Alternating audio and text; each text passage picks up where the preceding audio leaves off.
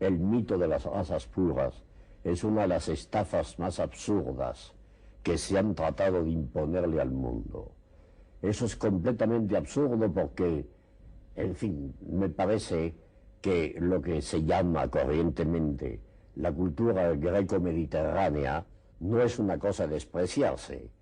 En la cuenca mediterránea es donde nació nuestra épica, nació el pensamiento filosófico, nació el pensamiento matemático nuestro, se abrió lo que Luis Althusser llama el continente de las matemáticas con Althusser, el continente de la física con Galileo, en fin, toda la gran cultura europea de la que heredaríamos en América tantas y tan grandes riquezas,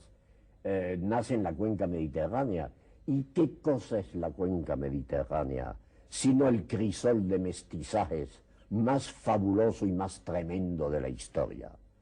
Entonces, sí, ya lo sabemos, por los años 25, con el respaldo de algunas ideas del conde de Gobineau y de un tal Chamberlain que estaba casado con una de las hijas de Wagner, no tenía nada que ver con el futuro ministro, se creó ese mito sostenido por los ideólogos nazis de las razas arias, etc. Pero a esta gente se les podría hacer observar una cosa muy curiosa. Si es verdad que los que se dicen descendientes de arios hicieron muy grandes cosas en el dominio de la literatura, en el dominio de la filosofía y todo, es una cosa muy curiosa por la famosa cultura de ellos, de esos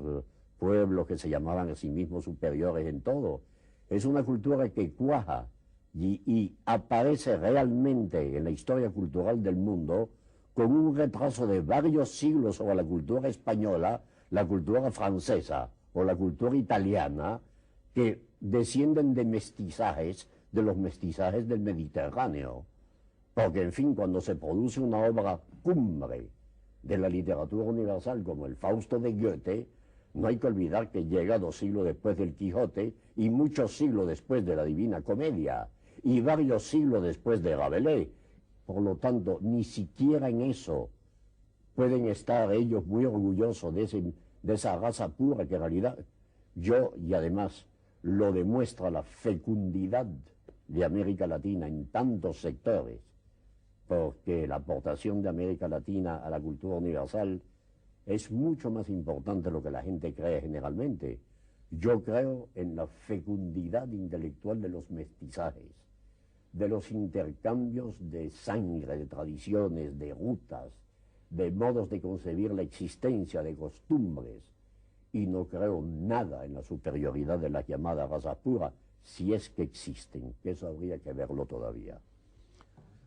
Maravillosamente, como era de esperarse, nos explicó Alejo Carpentier su teoría sobre el mestizaje que compartimos del todo y que nos ha maravillado oírla expresada de esa manera tan diáfana, tan clara.